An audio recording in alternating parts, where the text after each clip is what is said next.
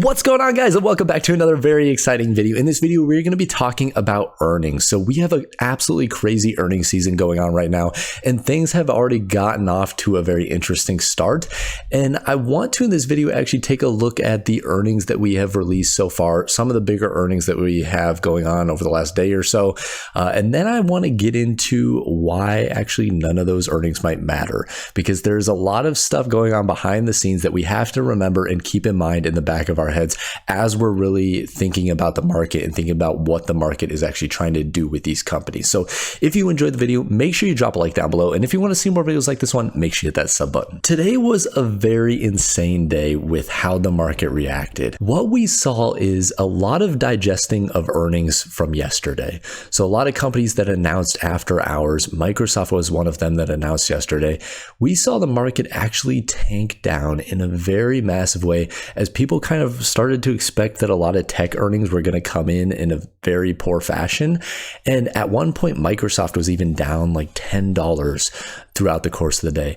And then the market did something very interesting. It performed a U-turn and shot all the way back up to basically break even on the day. So this is a very interesting movement that we've seen out of the market today. And really what we have to think about is, what does that actually mean? Because basically you had a bunch of investors looking at the market saying, hey, we think it's overpriced. We think it has further to fall. And then we had a whole different group of investors come in and say, no, we think that the market is basically fairly priced and that we need to start pricing in what's going to be happening over the next year to year and a half. So I wanted to take the time and look over some of these earnings that have been released. And what is important to keep in mind is you'll see these EPS numbers, and we are specifically, what I have highlighted here is the surprise or percent surprise. So if you Google some of these companies and see their EPS and see the consensus, a lot of times they'll have different analysts covering these stocks. So their consensus might be different. So their surprise numbers might be different. Specifically, if you actually look up Microsoft's earnings, you're going to see that they have some different numbers in there. So these are just generally true. And these are the ones that are actually, on the NASDAQ site. So again, I always come here and look at these earnings because these are the ones that I trust the most. So here for Microsoft, you have a 2% surprise. So that's basically just means they met expectations. Johnson & Johnson, you have around a 6% surprise. I never know how to pronounce this company, but they're basically a shipping company, Danaher, and they had actually a big surprise. So that's very interesting there because they are shipping and they're doing a lot of overseas shipping. So for them to perform well, you expect, there's a lot of goods moving around the US, and something kind of similar out of Union Pacific. They're a train company, so they're more like commodity based. So actually seeing this number go down is relatively a benefit, and seeing this number up for this surprise up for DHR, that's basically two good things. Because one, you're saying here with Union Pacific, a train company, that the cost for transporting commodities is going down, or potentially going down, because they're not spending or don't have as high as of a revenue. So there you're impacting your inflation rates, right? So that is a benefit there. And then for here shipping, you have goods basically coming back, a lot of tech goods and other things that could be transported overseas. So overall, those two things positive. Verizon, slight miss. That's basically meeting expectations. You can see 120 versus 119. Texas Instruments, nothing really crazy going on there. They have a very interesting business model, but more than just calculators. But nothing that really tells us anything macroeconomic wise. Raytheon, that's planes and military applications. Lockheed Martin's more of the same. General Electric, again, more kind of planes and other instruments. So a lot of just interesting things going on here. Again, Canadian National Railway, so they have more of the same, where they had a slight miss here compared to Union Pacific, and that's again going to lead to hopefully lower commodity prices. So overall, again, nothing really crazy going on here. The big thing that's kind of important to notice is the balance between these two. So we can kind of see that there is a good split right now between positive, EPS expectations, people who are beating their EPS, and people who are missing. And really a lot of these misses are very slight misses besides this surgical company, which again, that could just be a one-off case. The one thing that is very, worrisome is actually Capital One. So when we look at Capital One, they had a 26% miss, and Capital One is obviously a credit card company. So that is worrisome from the stance of, consumers are clearly not out there spending a lot of money.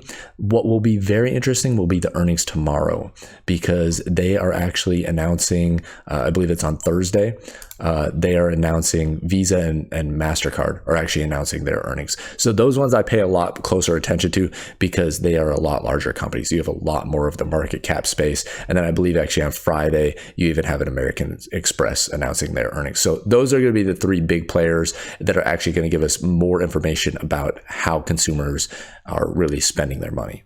At the end of the day, the market is always forward thinking. They are wanting to look at where things are going in the future, how things are headed. And based off what we're seeing a split. A lot of companies, are beating on earnings, but also a lot of companies are missing on earnings. We saw 50-50 there from Tuesday. It'll be interesting to see if that continues kind of throughout the week. Overall, the question is, where's the market going in the future? And we saw this at the start of 2022. We could see that, back in December, we peaked out at an all-time high. And ever since then, we haven't gotten back to that all-time high, but the market started pricing in when the Fed started discussing offloading their balance sheet. So the Fed back around a year ago basically started the conversation that they were going to start selling off some of their bonds and their other assets that they had accumulated over 2020 and 2021, and they were going to start raising interest rates. So the market reacted in a negative way and basically started bringing down the market. This second drop that we have in here, that one you can't really only account for interest rates. That obviously had a lot to do with the Ukraine and Russia situation going on there. But we saw similarly as the summer went on, the market continuing to kind of price those interest rate hikes in. And then a lot of expectations started coming out around, August and December that the holiday season was going to be shot, that the earnings that were going to be terrible and we weren't going to see anything positive out of it. And the market basically said, okay, we need to go lower because we're expecting these companies to report very poor numbers. So this market that we're seeing, 3 or 4 months ago, this is the market that is based off the earnings we're seeing today. Let me say that one more time. The market we saw back in October, the pricing that we saw back then is based off the earnings we're seeing now. And what is happening right now is we are pricing in something totally different. We're not pricing in the earnings that we're seeing right now. If we see some big surprise come out where these earnings come in a very massive way to the downside or to the upside that the market hasn't considered, then we could see moves. But what we're seeing so far is the market basically seeing that, okay, half of our companies are missing, half of our companies are beating, and we're basically, about even. So we're probably pricing everything in a relatively stable way and accurately right now. But again, the question is, what is the market pricing in moving forward? And in my opinion, what we're really starting to see is the market price in inflation and interest rates. Obviously, over the last month or so, we've seen the environment shift around inflation. We've seen some of these numbers actually come in surprisingly low, right? For the month of December, we saw a 6.5% inflation rate, which is actually surprising when you compare it to the month-over-month rate from 2021 being only 0.2% increase. And compared to 2022, we actually saw a drop of 0.6%. So that is obviously a more significant drop.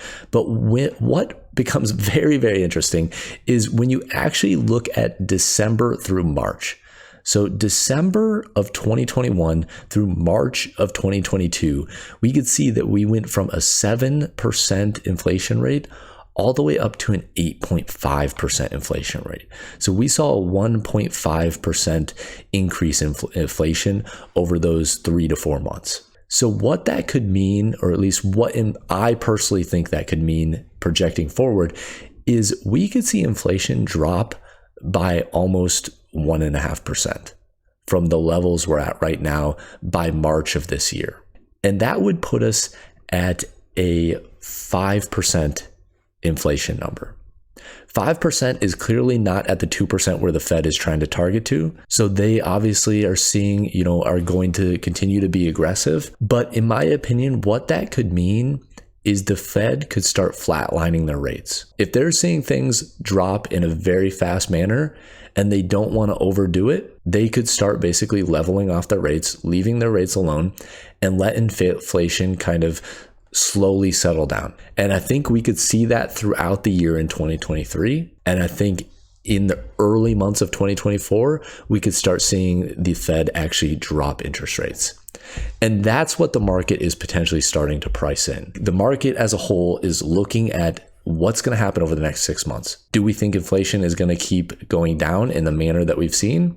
And I'd say the market right now is saying, yes, we think inflation is going to start getting under control. And I think the market is looking at this. And if we move higher in a fairly significant way, I think the market's going to be looking at a drop in interest rates, maybe even as early as the back half of 2023. And I think if the market moves up another 5 to 10%, I think that's what the market is really trying to price in and starting to price in is the Fed actually decreasing interest rates in either the end of 2023 or early 2024. Always remember, I am just some random guy on the internet. So always do your own research, always look into companies on your own, and make sure you are doing your own due diligence, because at the end of the day, it is your money that you're investing into these companies, and you want to make sure you understand what you're putting your money into, where it's at, and where you think these companies are going in the future. So overall, in my opinion, I think the market does have a lot more upside than downside. Right now, even from all-time highs, we're still down around 15% from these all-time highs. So I think there's more upside in this market than where we're at. And really, if you always zoom out, you can see that the market just keeps on running up. So if you're investing for the long term, always keep that in mind. Keep a focus on long term and buying for the next 10, 20 years and not just buying for the next 5 days. So overall, I hope you enjoyed the video. If you did, make sure you drop a like down below. And if you want to see more videos like this one, make sure you hit that sub button. And as always, guys, have a wonderful rest of your day.